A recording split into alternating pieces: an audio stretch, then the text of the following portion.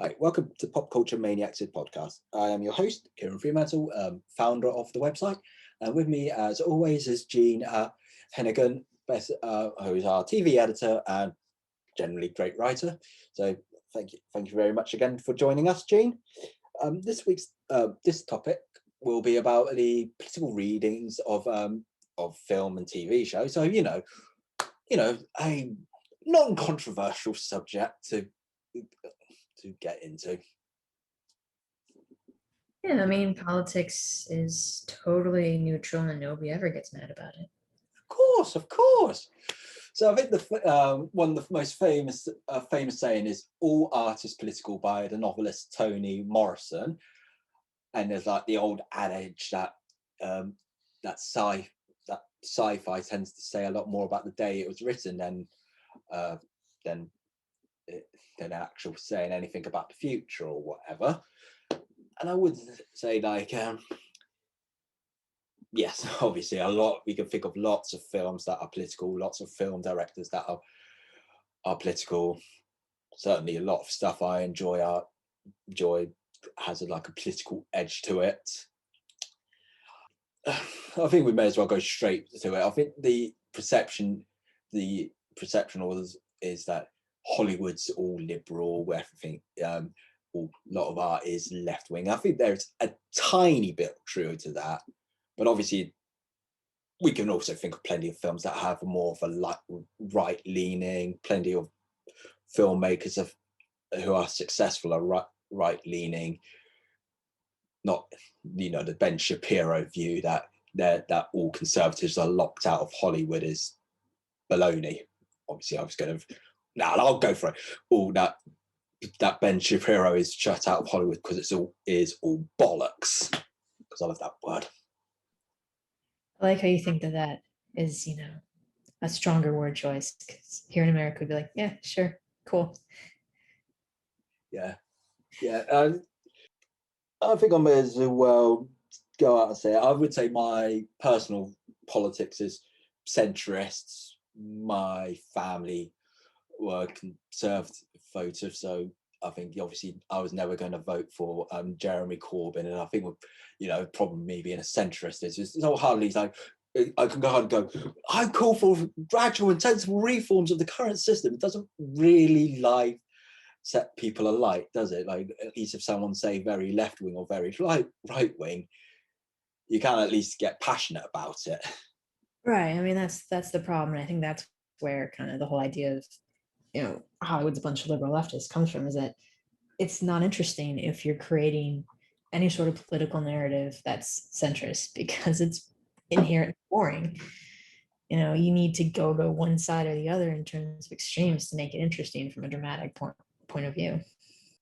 You can see how things have evolved. Like in the 80s, though, you had things like RoboCop and which was essentially Reaganism and Thatcherism on steroids. That with that world, since Detroit was pretty much privatized as sort of independent city-state run by a giant corporation. 80s, you'll see the rise of cyberpunk, which usually had lots of corporations really running the world.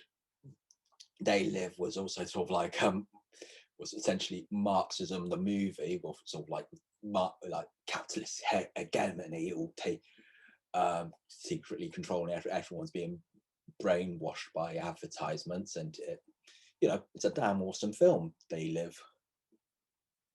And then you got on the other side, like in the 80s, you had plenty of films, because obviously Sylvester Stallone was big. He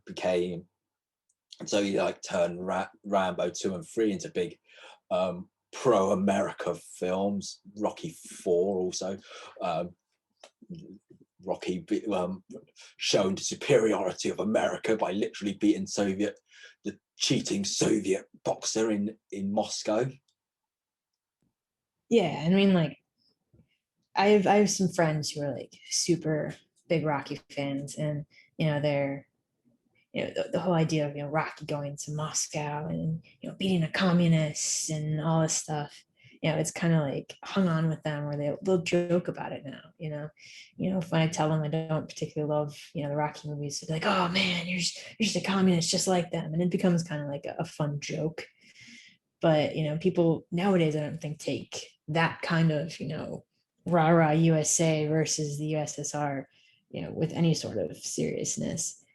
Which also kind of makes it interesting that as time goes on, how these seemingly political movies, or movies that were made with political intent on some level back when they were created, it just kind of falls away and becomes more of an interesting footnote than any sort of calling card for the film.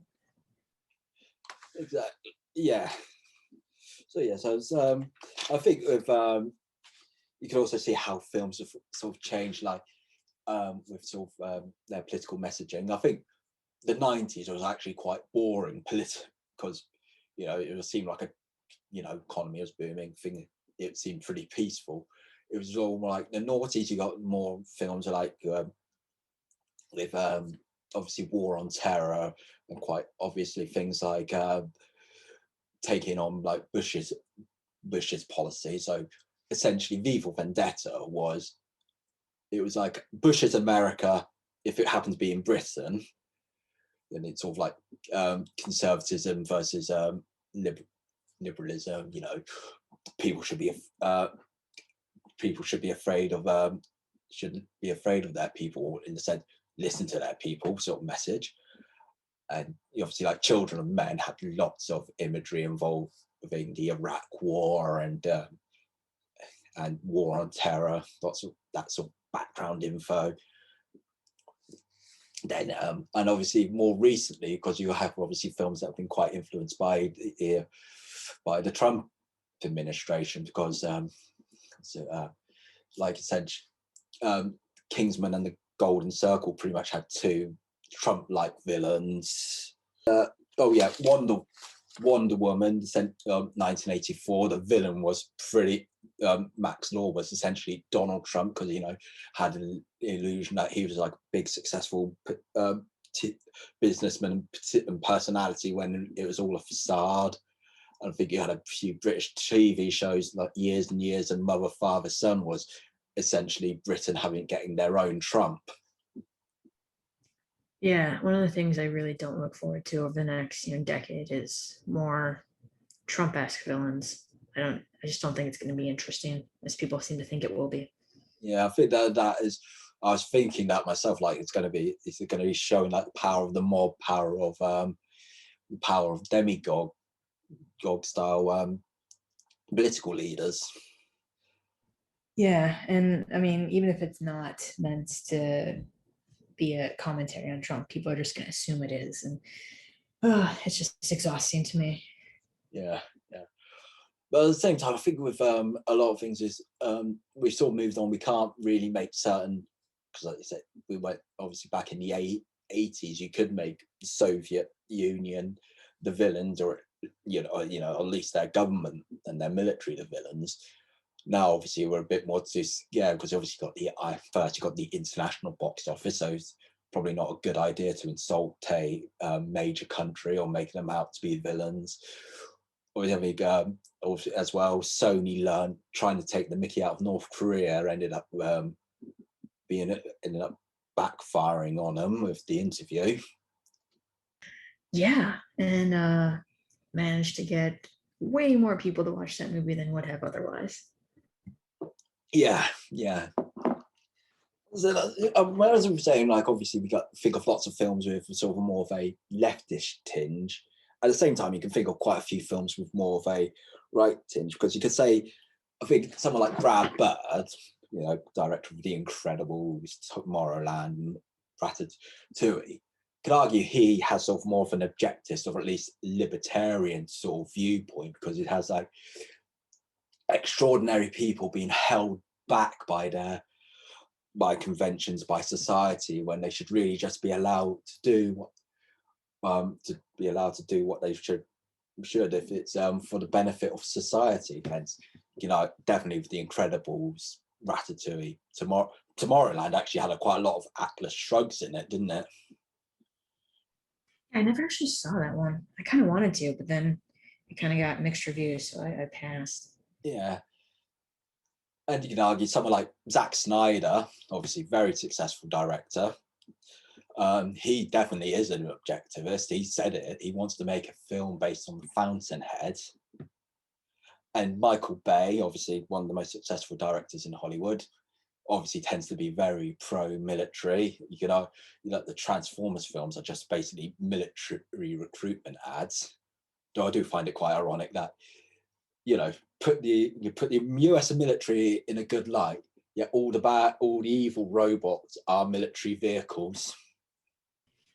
Yeah, I mean, his films are just, I mean, they're ridiculous on the face of them, but yeah, they're just so rah rah, you know, particularly American military pushing it and all that.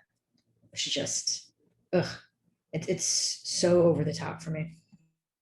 But I think, as I said, just going from my point is, yes, there are plenty. You can think of plenty of successful people in Hollywood that still have a conservative tinge as well as a left tinge.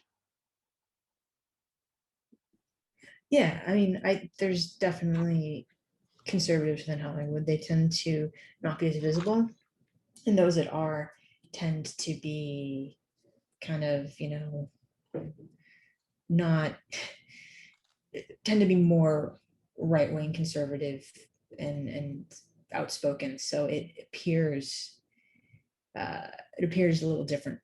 Um, but yeah, I mean, I don't think there's films that are, you know,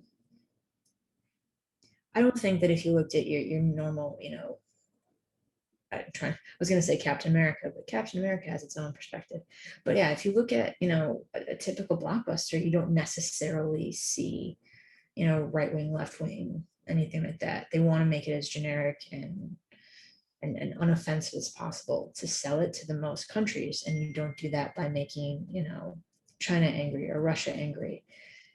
And so I think it's, you know, you really don't see the right wing, left wing influence in big films. It's, and if people say they do, they're just reading into it. Um, but it's more of an element of smaller films, I would say, if there even is any sort of influence there. And obviously, I think with like the current sort of debate with, as I say, with like the sort of Ben Shapiro's is people that there's their liberal bias and all that. Though, uh, I think I have a much simpler theory. People just want good films. They don't really care too much if the of political message, and obviously even if they do, if the film's good enough, they will still enjoy it even if they don't agree with the message. Something like was it Bo Ho, you know, director of Parasite, Snowpiercer. His films are really politically charged. I don't necessarily agree with his political views, but they are damn entertaining. Yeah, I mean, his films, I mean, have a clear perspective and a clear message they want people to take away from them. But God, they're good. They're just good. And, you know, that's the kind of films and television, frankly, that I want to see. I want interesting stories, interesting characters, and I want to be entertained while watching a complex story unfold in front of me. And, you know, even if I don't particularly agree with everything that's put on the screen, I don't mind as long as it's well put together and interesting. Maybe it's all, and obviously people don't really like straw manning or, you know, just having the message just lecture to them. Because I think when we talked about Doctor Who, they had the episode Orphan 55, where they pretty much had the doctor lecture you saying like about climate change. So we should change our course now, prevent disaster. And you think, you know, it just comes off as lecturing. Or the same with because Ken Loach, famous director in the UK, he's very open about his socialist views. And a film that was praised a lot that he did was I, Daniel Blake, but I really didn't like it because I just felt like I was being yelled at for 2 hours.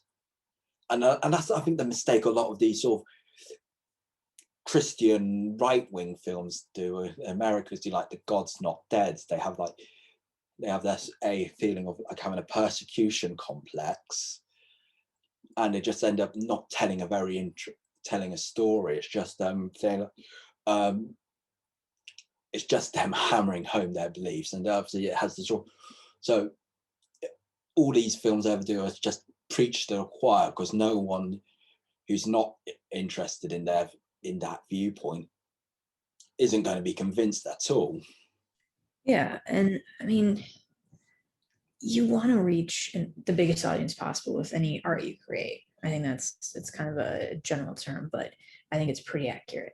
Yeah. And you don't do that by either, intentionally trying to preach to people.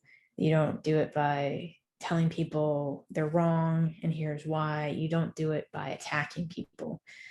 You need to do it by creating interesting stories with interesting characters. And that's kind of my low bar to clear before I sit down and watch anything.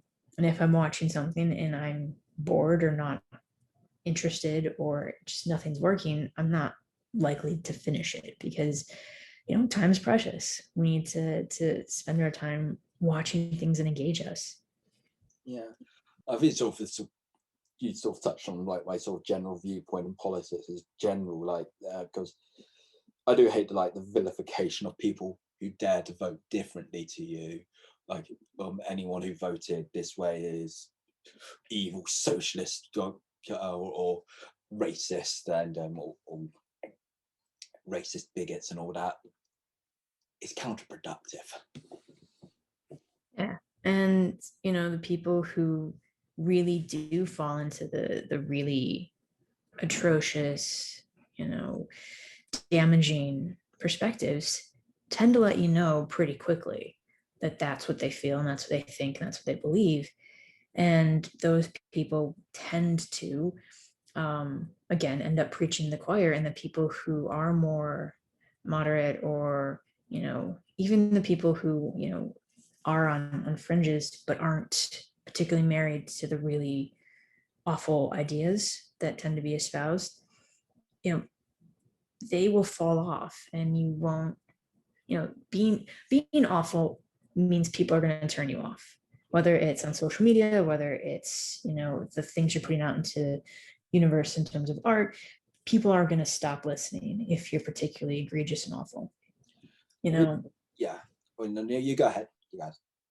Yeah, I mean, and the people who are quiet about it and still hold those views or have done things that are particularly heinous, over time it gets ferreted out and people find out when they talk. You're Harvey Weinstein's. It's not political, but for years he did horrific things, and eventually it got ferreted out, and now we're at where we're at. So my general philosophy is people show you their true self at some point, and once that becomes common knowledge, hopefully, it doesn't always happen, but hopefully, Hollywood and the entertainment industry will get rid of that person. Exactly. Yeah. I was just going to, because I was going to say with probably one of the more recent controversies by time of recording is Gina Carano from Mandalorian. Because Disney have pretty much said that she's not coming back because of her constant Twitter rants. And I think we can agree, because obviously saying oh, it's freedom of speech, she's being suppressed, and you're thinking no, she's free to say what she wants, but she's not free of consequences.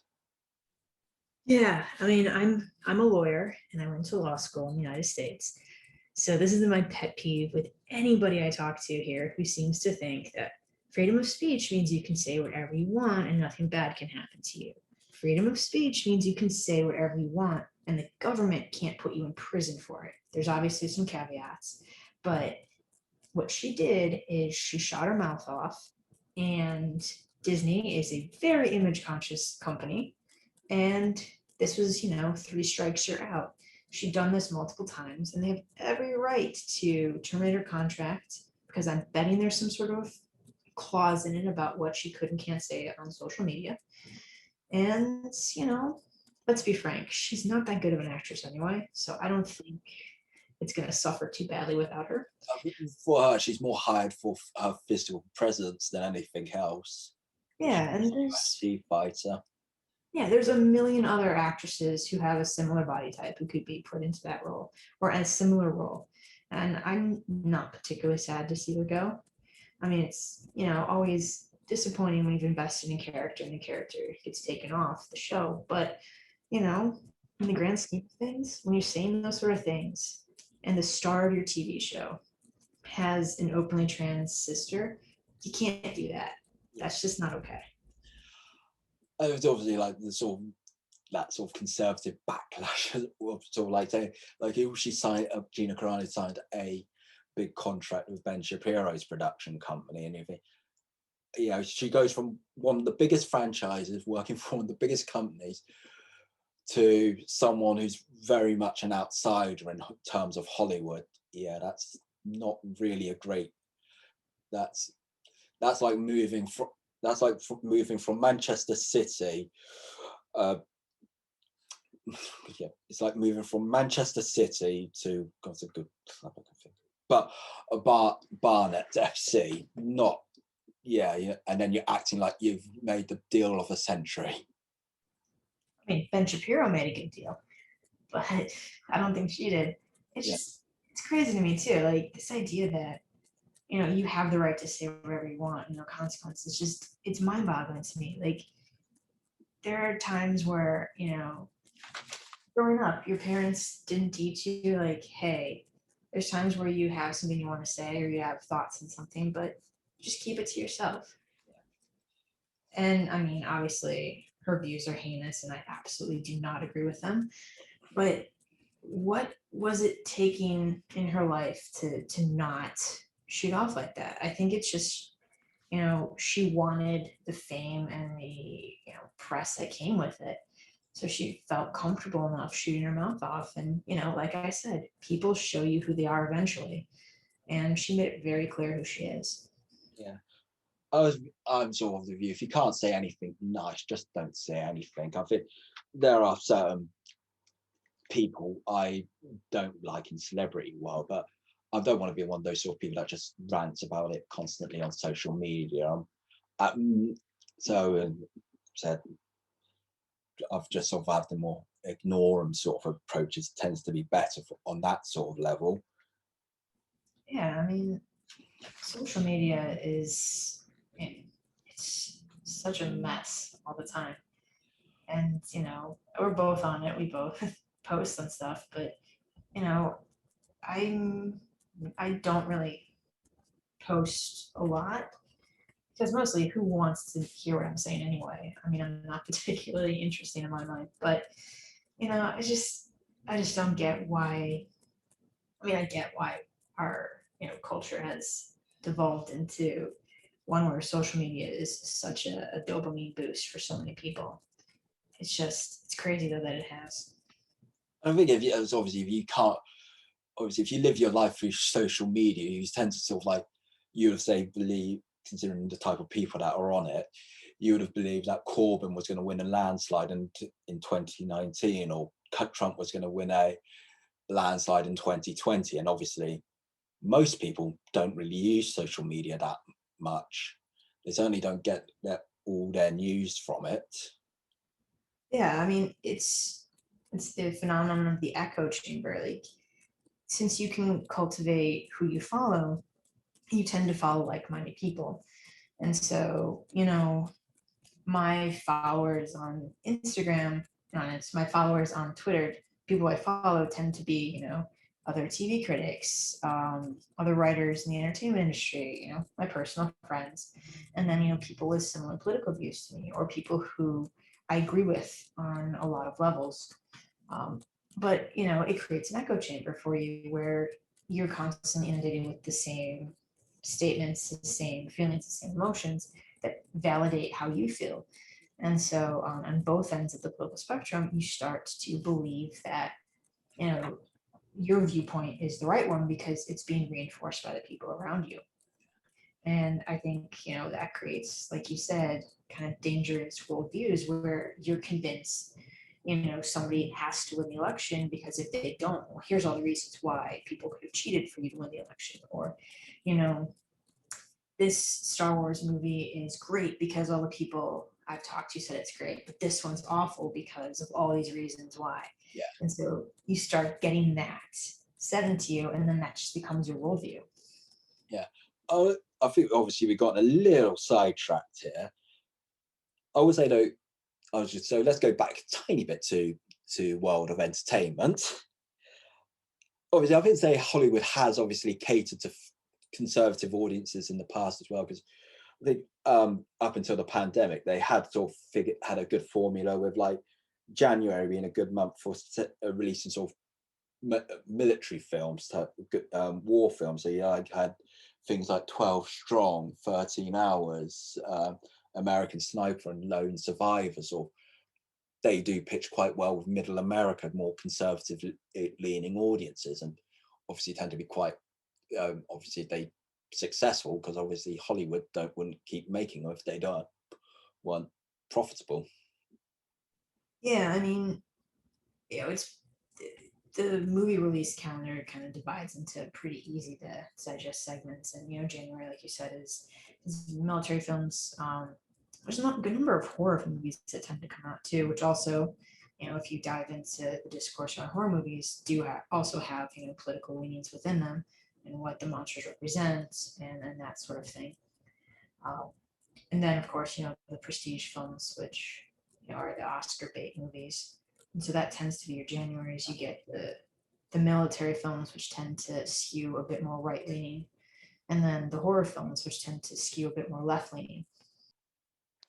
As well, because obviously the other big issue involving at the moment is sort of identity politics involving Hollywood. And I think it has sort of become a bit of a cottage industry on YouTube for people to complain about. So we have like channels like Midnight Session and I can't even Nerd Onyx or something like that. It's basically a nutcase that overreads everything. So people complain about like something like Ghostbusters having an all-female cast or whatever. Well, it's obviously it's really, again, goes back to my previous point. People just want good films. They don't really care about identity politics that much. As somebody who definitely prefers I'm definitely somebody who wants to see more films with diverse casts, particularly diverse directors and writers, and them telling their stories, and having people be able to see themselves on screen in ways they haven't seen before. And that's a particular soapbox for me that I'm very big on. But on the flip side of that is you have to create really good films and television shows to go around that. It's not enough just to create that diverse cast or have that diverse director, diverse writing staff. You have to create a really good show too. And if you look at something like the first Wonder Woman movie, like it was a really good movie. And it was a good movie that also came on the heels of, the DC universe kind of wobbling in its creation of a universe.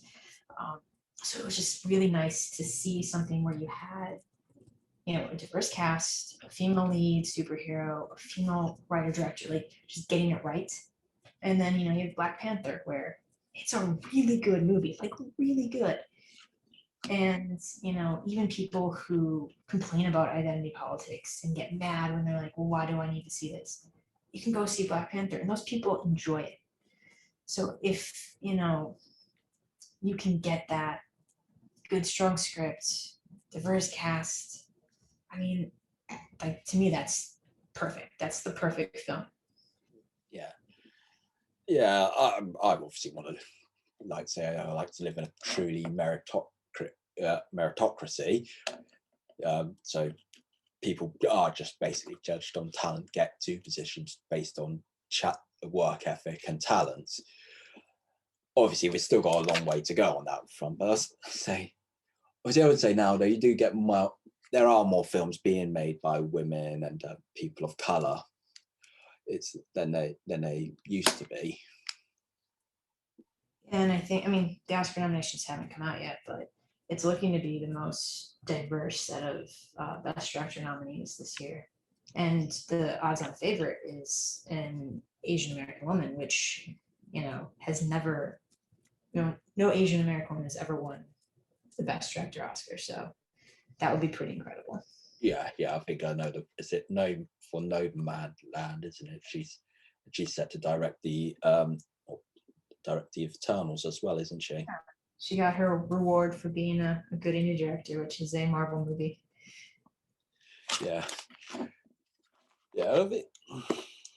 So as a final point, there are some films are made with a political, more wider political intent in mind. So some might have a political message. Some, like Michael Moore's documentaries, tends to be a case where he makes them trying to convert people, but he's sort of, I would say with someone like him, he's sort of more preaches to the choir type. But sometimes you get films that do raise a political issue. Something like Sometimes you get films like Rambo 4, which was meant to highlight the sort of persecution of ethnic minorities in Burma.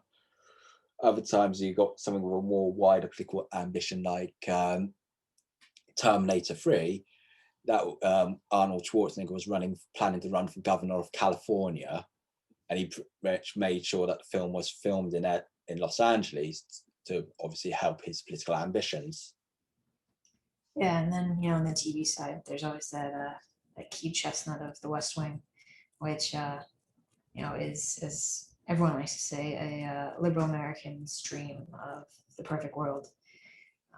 So yeah, there's definitely clear political leanings, and then there's Veep, which they made sure never to say what political party they were, but every politician who watched it seemed to think it was the other political party. So you definitely get shows and television shows and films that are very clear on what they want you to take away from them. I think because obviously Veep is because it's basically the American version of the thick of it. I think it sort of plays into a bit of a tradition in British shows and films, is they generally avoid actually saying who the political party is. A bit of educational guess. You can guess if it's like meant to be like Conservative or Labour. But they don't normally say who the political party is in those sort of fictional scenarios. Yeah, and then viewers can just superimpose whichever party they want on it, which means more people watch and enjoy it. I was going to say something like, obviously, the entertainment industry does hold a lot of power in certain places. So obviously, it was like Georgia. A lot of places were a lot of productions were threatening to pull out, like The Walking Dead, because of wasn't there some sort of you're probably going to know it more than me, but wasn't there some sort of anti-LGBT bill being proposed there? Yeah, Georgia had a anti-LGBTQ bill, and Marvel and Walking Dead, and I mean a lot of shows and films now film in Georgia for the tax breaks because it's cheaper than filming in California. And they all kind of mobilized and said, we'll pull our productions, we'll pull the entire MCU completely out of Georgia if you pass this. And it pretty much killed the bill. So yeah, the power of the entertainment industry. I was going to say a trend I noticed as well in a lot of sort of more recent years is films is they like to state that a character might be gay, sort of someone like Independence Day Resurrection, Beauty and the Beast remake. But at the same time, I think it's sort of like when studios now that they want it both ways. They say, yes, this character's gay, but they never actually show anything. They may as well be asexual, have no genitals, basically, because they don't ever actually show them doing anything, because they don't want to scare off either conservative leaning audiences in America, and certainly not audiences in places like in like Southeast Asia, Middle East, Russia, or whatever. Yeah, and if they put that in the character, comes out or mentions that they're gay, it's always in such a way that they can be edited out in countries where there's censors that would. Yes, because there was like that scene in a Star Wars Rise of Skywalker had two female characters kissing, but which was removed in certain territories. Yeah, or in that Power Rangers film where one of the characters came out and they just completely excised the entire scene. Yeah. Just, yeah, it's money talks and it's not pretty. Yeah. Yeah. So I think the best way for those sort of issues to ever come out tends to be in the more independent films. Yeah, I mean, until, I really wish Disney had the guts to just, and I heard the Eternals is going to have an out character, but, it'd really be great if they could just bite the bullet, make one of the main characters gay, queer, trans, whatever, and then make it so that you either take the film or you don't take the film at the end. They have more than enough money. They can easily do that, and I think that would be the watershed moment in film. Yeah.